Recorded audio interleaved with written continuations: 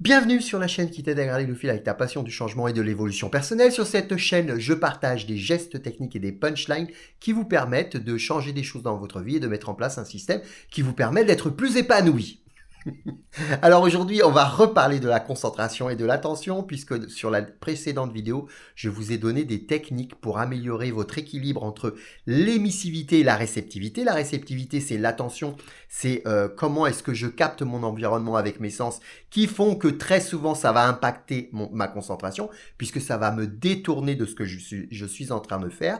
La concentration, c'est de l'émissivité, c'est des pensées que je crée avec mon cerveau qui font que je vais avoir du mal à rester focalisé sur une tâche suffisamment longtemps pour qu'elle soit efficace. Et donc, l'objectif de la précédente vidéo, c'était de vous donner des techniques qui vous permettent de rééquilibrer ce système.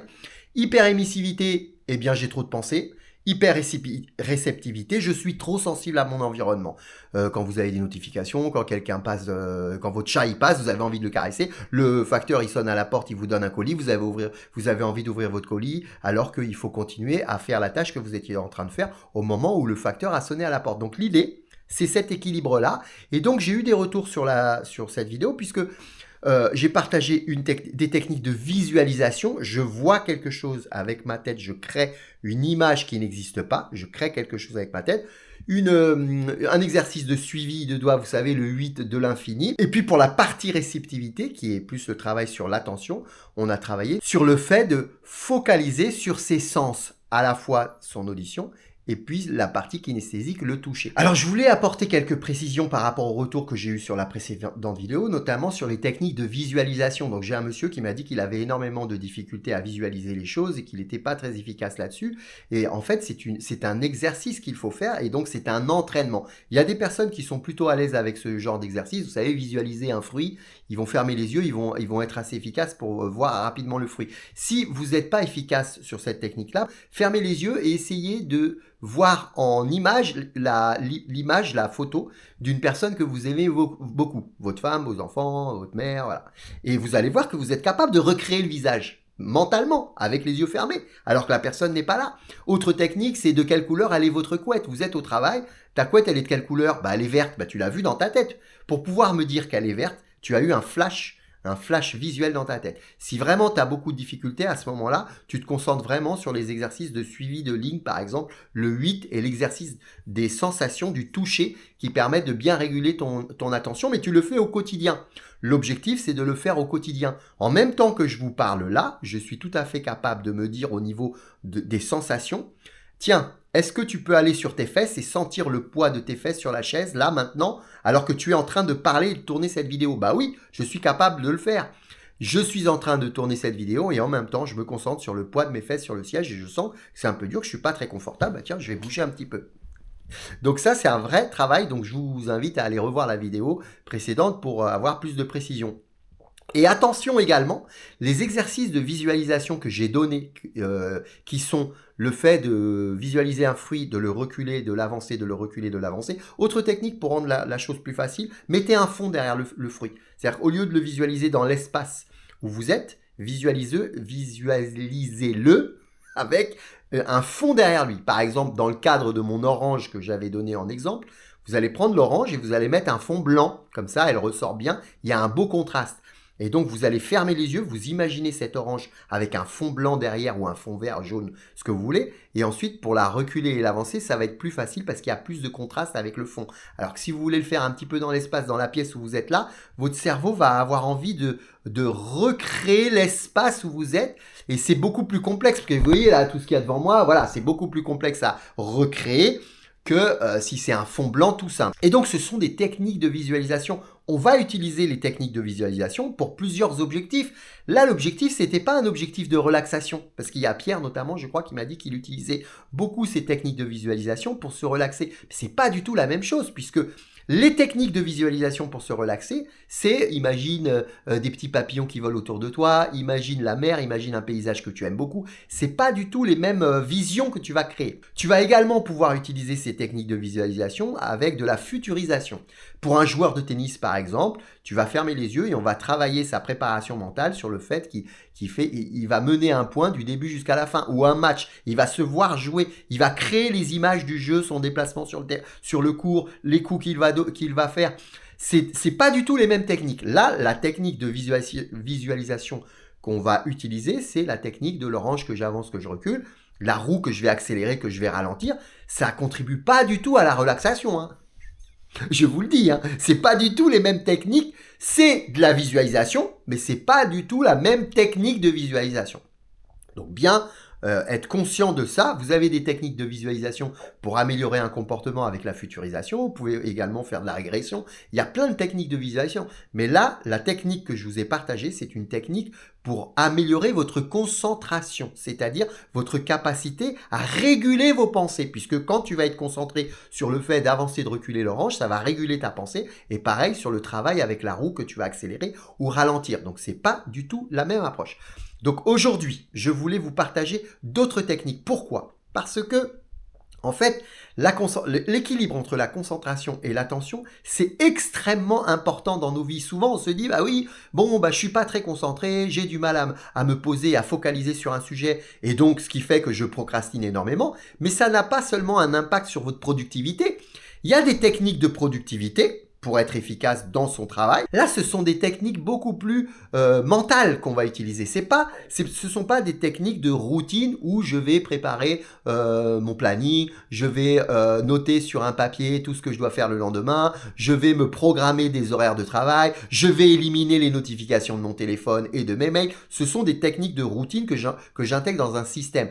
Là, ça n'a rien à voir. Ce sont des exercices où je vais utiliser mon mental ou mon physique, mes sensations, pour améliorer ce système d'équilibre qui va me permettre d'être beaucoup plus efficace, beaucoup plus focus lorsque j'ai une tâche à faire. Mais naturellement, un petit peu comme quand vous faites de la musculation, par exemple. Vous travaillez vos pectoraux. En travaillant vos pectoraux, en faisant des pompes, vous allez muscler vos bras, vous allez muscler vos pectoraux, vous allez en faire 10 par jour, puis ensuite 20 par jour, puis ensuite 100 par jour. Au bout de 3-4 mois, si vous êtes sur un rythme de 100 pectoraux par jour, évidemment que vos pectoraux vont commencer à se dessiner, vous allez être plus fort au niveau des bras, mais ça va vous servir le jour où vous aurez besoin de pousser votre voiture. Vous voyez, vous allez faire un travail précis à un moment précis, mais l'utilité de ce travail-là, elle va être décalée dans le temps. Un jour, votre voiture va pas fonctionner ou vous aurez besoin de pousser quelque chose de très lourd. Ce travail que vous aurez fait à la salle de sport pour travailler vos pectoraux va vous permettre de pousser la voiture ou de pousser cet objet très lourd parce que vous serez beaucoup plus efficace et vous aurez plus de muscles, plus d'impact. Alors, je vous ai donné cet exemple sur la musculation, les pectoraux. Vous pouvez le prendre pour les abdominaux, pour la cuisine, pour tout ce que vous voulez. Et là, on le prend pour la concentration. Si tu fais ces exercices régulièrement au quotidien de façon très disciplinée, eh bien, tu vas voir que tu vas être beaucoup plus efficace lorsque tu auras à faire un travail ou quelque chose qui va te demander de la concentration sans t'éparpiller. Tu vas être plus efficace si tu as fait ces exercices pendant 1 mois, 2 mois, 3 mois, 4 mois. Donc, c'est très important de les mettre en œuvre dans une routine exactement du même niveau que de dire bah, j'utilise le système Pomodoro, je fais un planning, c'est la même efficacité, sauf que là, c'est quelque chose qui va être efficace avec le temps, à force de le faire, sans forcément mettre en œuvre un planning, un système, voilà. Vous améliorez uniquement votre fonctionnement cérébral. Comment est-ce que je régule mes pensées? Comment est-ce que je régule mes émotions à travers une meilleure maîtrise de mes sens, de mes sensations? Là, on n'agit pas sur l'organisation, on agit vraiment sur le corps et sur le mental. Donc aujourd'hui, de nouveaux exercices. Et cette fois-ci, on va pas être sur la visualisation, comme il y a des personnes qui ont du mal avec la visualisation. Là, on va être vraiment sur quelque chose de très physique. Donc, sur la visualisation, on a parlé de l'orange que j'approche, que j'éloigne, la roue de la fête foraine que j'accélère et que je ralentis, et puis sur le suivi avec le regard d'un 8. Là, on sort de la visualisation.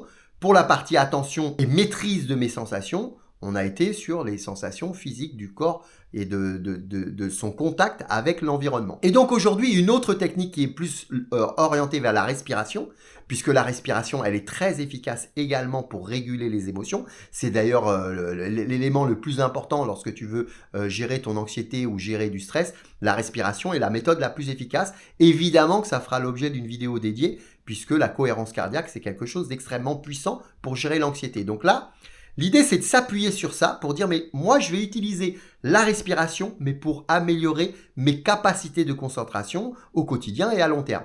Et donc, l'exercice est le suivant. Vous vous asseyez sur une chaise, vous fermez les yeux, vous faites une inspiration en imaginant un mot. Alors, peu importe le mot, ça peut être le mot confiance, paix, quelque chose de positif. Vous n'allez pas inspirer en pensant haine, vengeance, voilà, ça ce sont des mots négatifs. L'idée c'est de se concentrer sur quelque chose qui résonne en vous, quelque chose de positif, confiance, paix, joie, voilà. Et donc à partir de là, vous allez inspirer en vous mettant ce mot en tête, les yeux fermés, et là vous avez le mot paix, pensée, paix, mot, paix. Et quand vous expirez, vous pensez le chiffre 50. Et puis ensuite, vous recommencez, paix, vous inspirez, pensez paix, et vous expirez 49.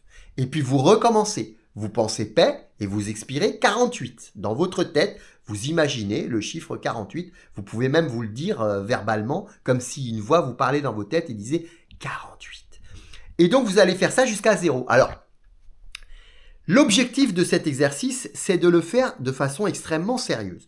Vous inspirez avec votre mot, le mot que vous avez choisi, vous expirez avec le chiffre, mais vous pouvez partir de 20. Si vous voyez que vous avez vraiment des difficultés de faire de 50 à 0 sans avoir une pensée qui arrive et qui vous détourne, eh bien à ce moment-là, vous commencez à 20. Pourquoi? Parce que lorsque vous allez commencer à faire cet exercice, s'il y a une pensée autre que le mot que vous avez choisi, ou le chiffre que vous devez mettre dans votre tête en expirant en fonction de là où vous êtes, eh bien, vous devez recommencer à 0. Alors, je vous donne un exemple. Paix, 50. Paix, 49. Paix, il faut que je fasse une vidéo aujourd'hui sur tel et tel sujet. Eh bien là, vous repartez à 0. D'accord? Et les pensées, je peux vous dire qu'on en a énormément qui vont venir s'infiltrer. Oui, mais j'en ai marre de faire des exercices. Qu'est-ce que je fais là? Il faut que j'aille faire la vaisselle. Il faut que j'aille faire à manger. Il faut que j'aille m'occuper de ma fille. Et donc, attention à ça. Il faut vraiment se concentrer sur le fait de ne pas avoir une pensée extérieure autre que le mot que j'ai choisi et le compte à rebours des chiffres qui viennent s'implémenter dans mon cerveau. Et à ce moment-là, je dois recommencer à 0. Alors, si à chaque fois, vous partez à 50 et à chaque fois à 30, vous devez recommencer à 0, écoutez, prenez un chiffre inférieur. Mais l'objectif de l'exercice, c'est d'aller à 50. Puis après, de monter encore plus haut. D'accord? L'objectif, c'est de monter encore plus haut. De monter à 100 et de dire, OK, maintenant, je pars à 100. J'inspire mon mot choisi, paix, joie, voilà, affection, confiance, des mots positifs. Je vais expirer et là, je vais faire 100. Hop, 99, 98, 97. Et là, je peux vous dire que c'est compliqué. C'est compliqué. Je pense que vous allez un petit peu galérer, mais à force de le faire, vous allez être extrêmement puissant et vous allez réguler d'une manière absolument magistrale votre capacité de concentration.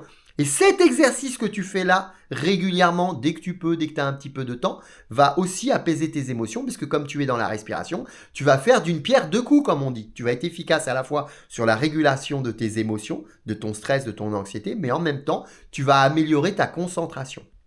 Donc, très efficace. Une autre technique qui vérifie un petit peu cette même logique de rester focalisé sur quelque chose de précis pendant un temps donné, mais là, on va pas utiliser la respiration, ça va être plus facile à faire quand tu es dans ton bureau, par exemple. Tu prends un cahier comme ça avec, vous savez, des cases comme ça. Et là, tu vas t'amuser à faire quoi? Tu vas t'amuser à faire des croix dans les cases comme ça. D'accord? Voilà. Tu vas t'amuser à faire des cases comme ça, des croix comme ça. Dès que tu as une pensée autre qui arrive, tu recommences à 0. Voilà, tu repars à 0. Donc, tu es en train de faire tes cases. Tout d'un coup, tu as une pensée qui... L'objectif, c'est de se concentrer sur la croix que tu fais dans la case. Tout d'un coup, tu as une pensée qui arrive. Il faut que j'aille tondre. Mon père, il faut que je lui dise ça. Ma femme m'a dit ça la semaine dernière. Franchement, j'ai pas trop apprécié. Ce sont des pensées qui vont arriver, qui n'ont rien à voir avec la croix dans la case. Tu repars à 0. L'objectif, on va se donner un objectif qui est de faire 3 lignes. Donc, 3 lignes, t'en fais première ligne ici, 1, 2, 3. Dès que tu as fait tes 3 lignes jusqu'au bout, sans qu'il y ait une seule pensée qui est venue te déranger dans ce que tu étais en train de faire, eh bien, tu arrêtes et tu vas qu'à tes occupations. Tu fais ça régulièrement, une fois par jour ou 2 fois par jour quand tu as 5 minutes, quand tu as envie de te recentrer sur quelque chose, quand tu prends une pause, tu vas voir que ta concentration, elle va vraiment augmenter de façon significative. Et puis on va finir avec un autre exercice plus kinesthésique, encore une fois. Vous voyez que là, il y a 3 exercices sans aucune visualisation. Là, on n'est pas du tout dans la visualisation, à part le mot peut-être, mais honnêtement, c'est très facile de se faire parler une voix, de se dire un mot dans sa tête. On fait que ça tout le temps. Hein. Donc c'est un petit peu plus facile que de voir une orange, par exemple, et de la créer de toutes pièces. Là, pour ce dernier exercice, je vais aller chercher ma fille, puisque j'ai besoin de mes 2 mains, et donc c'est elle qui va me filmer avec la caméra, et elle est assez au courant des exercices, puisqu'elle les fait elle-même, elle a 8 ans. Ces exercices-là fonctionnent super bien sur tout le monde, que ce soit un enfant ou bien un adulte. C'est très efficace dans tous les cas. Je vais faire l'exercice là devant vous, et comme ça, vous pourrez le répéter chez vous. C'est kinesthésique, c'est avec votre corps. Donc voilà, on va utiliser les mains. Donc vous mettez vos mains comme ceci, et vous faites, j'écarte comme ça, j'écarte comme ça, j'écarte comme ça, je referme, j'écarte, hop, je referme, j'écarte. Premier exercice, vous faites ça 10 fois. Deuxième exercice, on va faire le cœur. Vous fermez vos mains comme ça, comme un cœur. Hop, hop, hop, hop. 10 fois pareil. D'accord? Donc vous vous concentrez vraiment sur vos mains.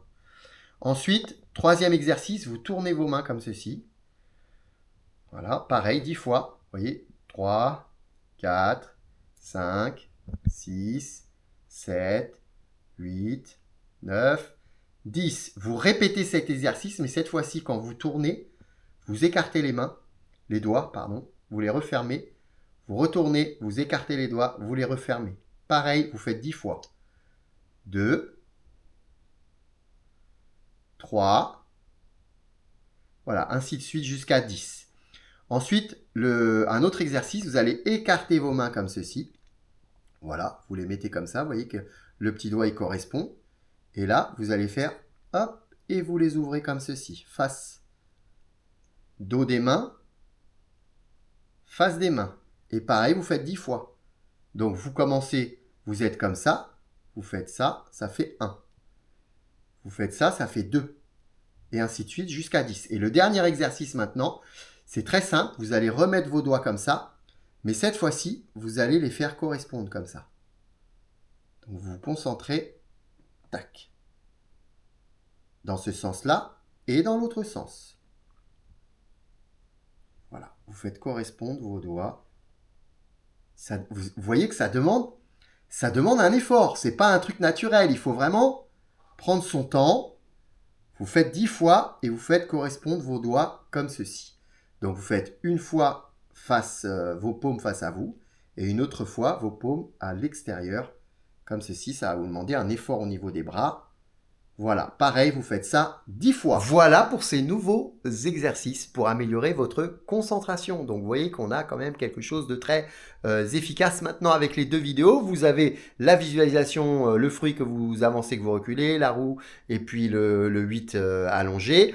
Pour l'attention, vous allez vous focaliser sur votre corps et la sensation de votre corps, les pieds au sol, les mains sur la clé de la porte, les sensations plus kinesthésiques du toucher de votre corps en essayant de vraiment mettre votre esprit sur cette sensation de toucher que vous allez avoir quand vous touchez quelque chose.